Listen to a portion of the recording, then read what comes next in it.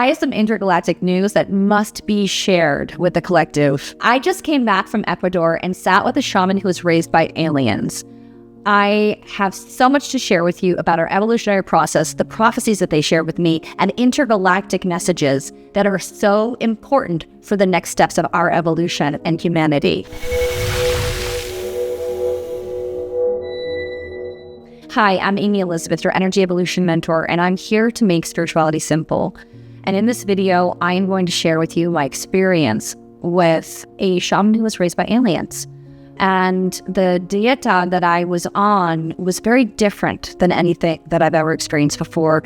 You know, the people who were there, it was a very small group, and myself, we were joking that this was like special operations training for intergalactic battle, and truly it was. We received multiple intergalactic messages. We received lots of information about the Eagle Condor prophecy, and we received lots of information about humanity and how things are going to be moving forward on Earth between us and Earth. And I think that this is a really important message because there's a lot of us who have concepts and believe that we understand and we know what's going on. But are we really living? And so I am here to share with you a very important message about how we get to be in union with our heart and our mind, and how that energy will create balance and harmony. Most importantly, harmony, and harmonize the energies on Earth. Because I want you to think about the things that are happening, for instance, like the LA fires. There's nothing we could do about that. No matter how many fire departments are there to put out those fires, look at what happened, the destruction. Imagine what would happen if the Earth tries to, or just a tidal wave happens, the Earth tries to just wipe off part of humanity. There's nothing that we can do about that. I think we're being a little naive about not understanding the power of our mind and our emotions and how we behave, and how that is an energetic frequency that actually taps into the macrocosm or the Earth, right? We're the microcosm and the Earth is the macrocosm.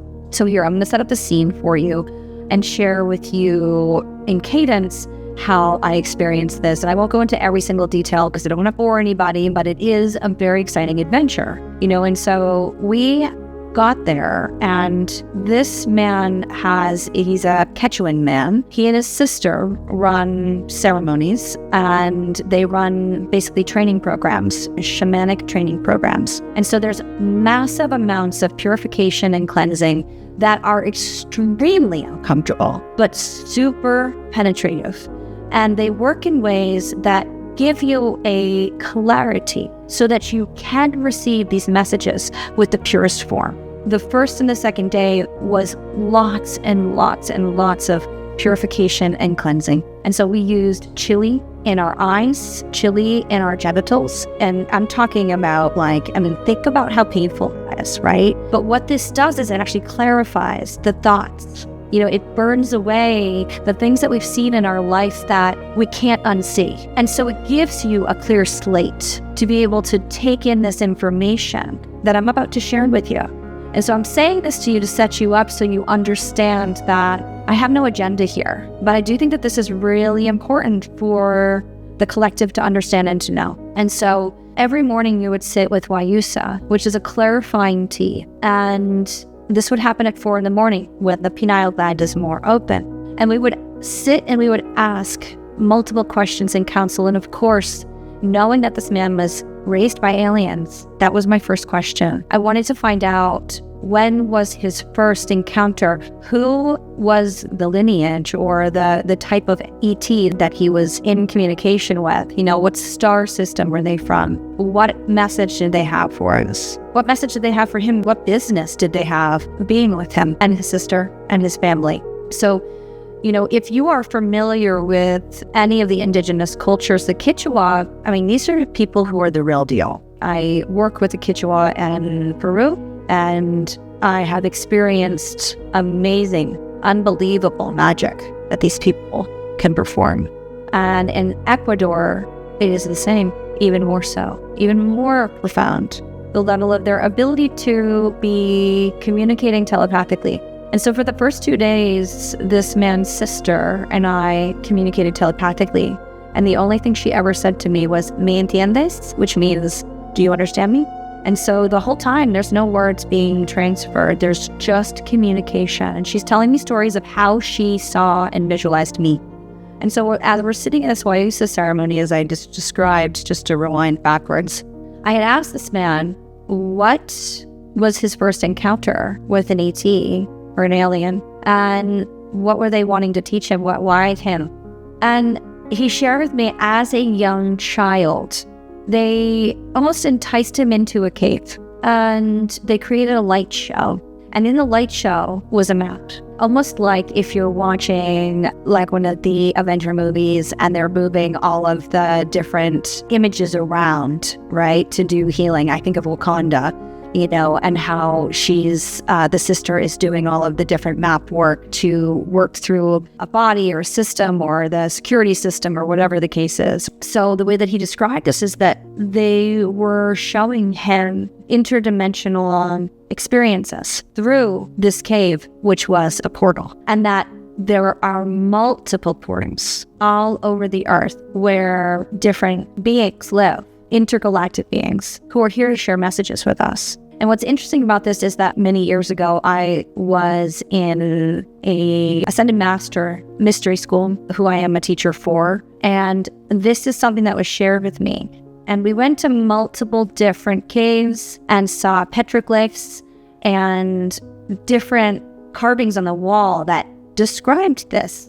And it's funny because until I had gone through these purification experiences and sat with this man in this way, did I really integrate all of the wisdom that I had already learned about exactly this.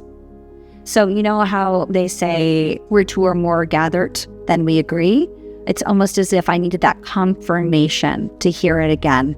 And so when he was sharing what his experiences were, he was sharing that they were teaching him language and how to telepathically communicate, and that the way that we will be communicating moving forward is telepathy and only telepathy. How words actually create a lot of challenges, which you think about it, abracadabra, the Aramaic language, with my word I create, Jesus' first language. How many times do we speak things in the negative to ourselves and we don't even know that we're doing it? When we use the word need or want and how we create a gap, it's a separation from what it is that we desire, which even that, is that a positive or negative word, right? Using polarity, creating a gap. When we create these gaps, we don't actually onboard this as it's already happening, and that we're presently living at that dimension with the thing that we believe we are. And words can get in the way. Think about all the times you've had a conversation with somebody and you have been misunderstood, or there's a miscommunication. Happens all the time. And so I can understand why telepathy is so important. The other thing that was shared is how all of our psychic and senses, well, I don't want to call them six senses because there are many more than six. And I would prefer not to share the number that I got shared with, but, multiple senses will be coming online. And that's going to freak a lot of people out. And I think it already is. And part of the awakening process, it is so important for us to be held and grounded and present in that. And one of the things that they communicated more than anything is how important it is to focus on a light. So we live in a very polarizing world, right? A lot of good, bad, positive, negative, dark, light, sad, happy, whatever you want to call it. It's so important for us to focus on what harmonizes the two, which is the light. Now, I'm not here to preach to you like love and light and things of that nature, because yes, I believe in love and unconditional light and expansion. But what I understand more than anything is that some of this way of communicating our spiritual feelings and like continuing to focus on the positive in all these ways, and not actually paying attention to the fact that this is actually happening, or even onboarding it or integrating it, is a way of bypassing. And it's a way of us really truly distracting. And so when we're not paying attention to that, it's still in the background, and it's an energetic hook that will grab us. And I'm going to talk about this later on in one of the ceremonies about mind game. I think this is a really important topic, and one of the most important topics that I experienced and learned from this shaman. As we're going through this process and I'm asking him more and more questions, he was sharing that there were multiple different sizes and shapes of these ETs, right? So we had some of the smaller blue in color men, and then there was the tall, thin, very much looked like humanoids. So they look like us. And so I remember when I was around 5 or 6, as a child in this lifetime, I used to have nightmares. And my brother shared with me that I should, or what would be best and highest for me, is to draw out these pictures of the grays that I was seeing, or these aliens that I was seeing, which I later found out was the grays. There's a difference between the grays and these humanoids, because even though they look kind of similar and they are of the same, a similar DNA, they actually, one is from Orion and the other is from another star system that broke from Orion and became more fledged into creating confusion within humanity and disturbance and disharmonious energies.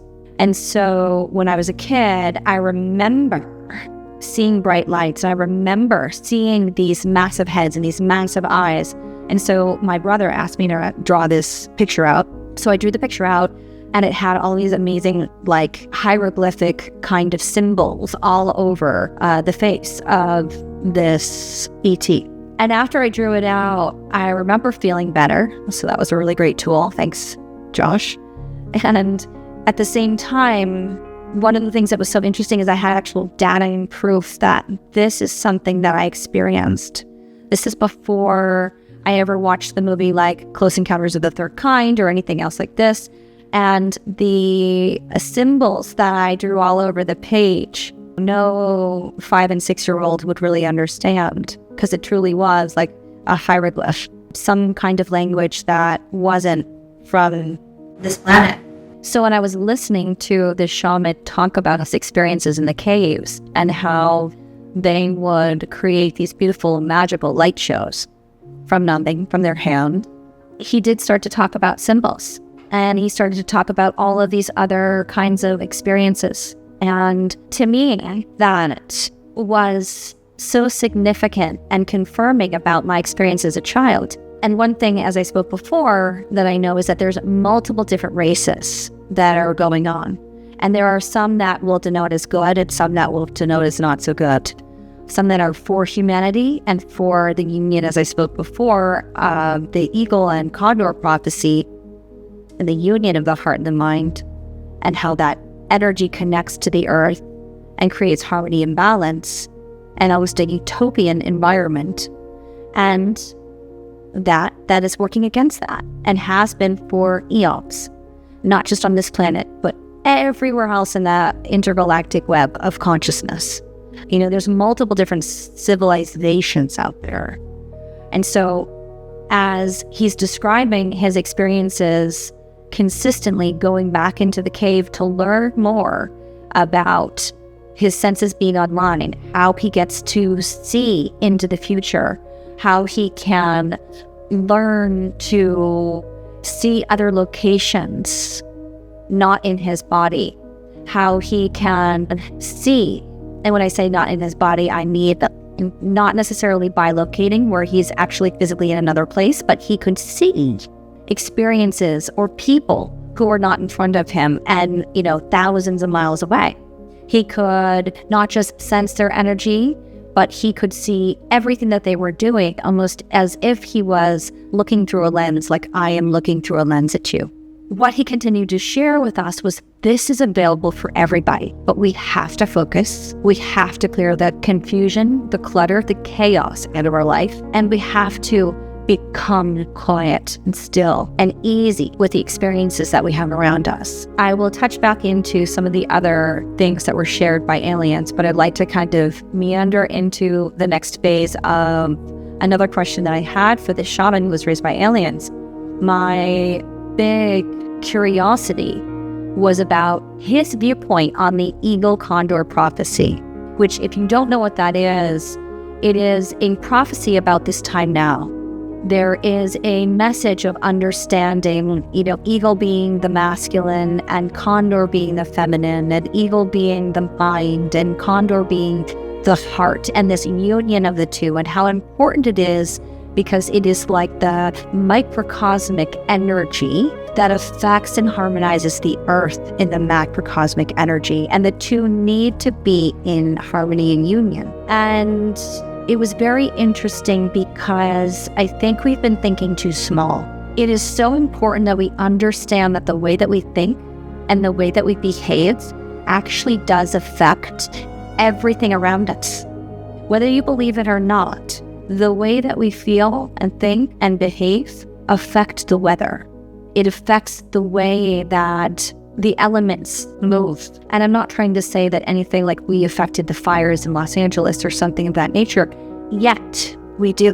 We affect so much as the moon affects the rising and the receding of the tides. Our energetic, either destabilization or stabilization, also affects the way of the tides, of the fires, of the winds, and of the air. And us coming together as a unified field harmoniously can help, and matching with the Earth's vibration and frequency can help to uplift and expand the message of Earth, which is such a bigger concept than we've ever thought before. Most of the time I've thought, oh, we're just ants. Who do we really think we are? We're so in our ego, like, what sweater we're wearing is important, or, the shade of lipstick or the car we drive or some kind of materialistic thing. And it's the way that we feel and how we represent ourselves. And yeah, we're these beautiful beings that get to feel. And I will say, one of the things that was shared with me through my time in Ecuador was that ETs don't have that. They do not have that. They do not have a sense of feeling. They don't have the ability that we do to emote. And there's such a beauty in that. And it's such an opportunity to think about that we're the only being in the solar system that has the ability to emote and feel as deeply as we do. Dogs don't feel like that. Cats don't feel like that. Aliens don't feel like that. We do. And how that emotion affects everything around us. Think about that. Scientifically, it's proven catabolic energy, anabolic energy. Catabolic energy is dense and heavy, viscous. Victim, conflict, anger, defiance, challenges, right? Anabolic energy, forgiveness, compassion, service, love, peace, joy. And it just starts to lift up and you can feel it, right? We can and have the ability to move so much energy around us through this energy, this emotion, these feelings. Isn't it amazing to think about how powerful we are? And this is what the aliens had to tell us. They're telling us how powerful we are and how we are actually at our own demise. We're doing it to ourselves. And so the eagle prophecy that I asked this one specific shaman what his viewpoint was, he communicated to me that the eagle is actually intergalactic and the condor is Earth. And the most important part of this prophecy that the shaman shared was that it is about pouring into those who come after us, laying the foundation and setting the stage energetically, emotionally, physically, mentally, spiritually for the children, because they truly are the way of our future. And maybe we don't realize because we might not be spiritual individuals, but it is as simple as just being a good human and taking care of your neighbor and being in service to something greater than ourselves, so that we get to harmonize the planet with our energy. And then in turn, that harmonizes this solar system. And it actually is, we are that important, but we're not that important singularly or dependently. We are that important collectively. This is a collective process. And that's one thing that I'm not certain we understand. And maybe that's my judgment or my challenge, but I haven't seen it yet. I haven't seen us come together and truly support each other in that kind of a way and pour into children I mean, think about the educational system. Do you support your school systems and how they then support our children? I think about my friends who were teachers and myself, who was a teacher at one point for 6 years, an elementary teacher. They don't get paid much. There's not a lot of reciprocity. There's not a lot of care. And so what can we do to continue collectively taking care of those who come after us? How do we set up children to know that they're walking on sacred land and that they have the opportunity to shift consciousness in a solar system through planetary union? I know this seems really big, but it's actually quite simple. And so in one of the ceremonies that we were in, I got an opportunity to understand more about this. And they showed me codes of light that I've never seen before. And I've worked with many different indigenous tribes and hundreds of ceremonies. And there was codes of light that were protecting this earth that were beautiful, just luminescent light. And it was such a simple thing.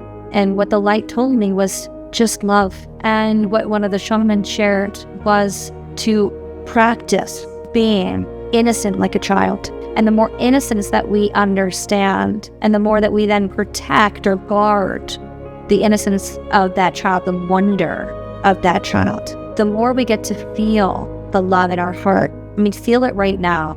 Think about your niece, your nephew, your kids, your neighbor's kids, anybody that that's young, and how they respond to something that is so awestruck and wonder-making. And that feeling, that look on their face, and feel that feeling and drink it in like it's cacao.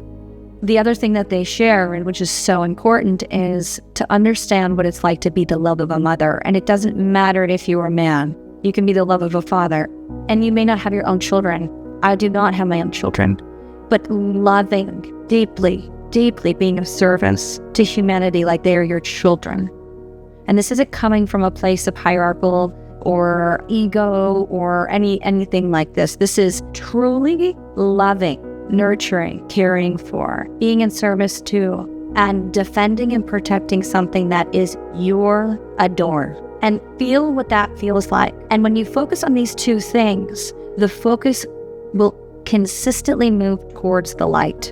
And when that focus starts to go into other technologies that are trying to tell you to fix this or clean up that, or you're not right about this, or whatever the case may be, it's so important for you to recognize that distraction in that moment, that's when the negatives come in. And so what I saw in this ceremony was one opportunity.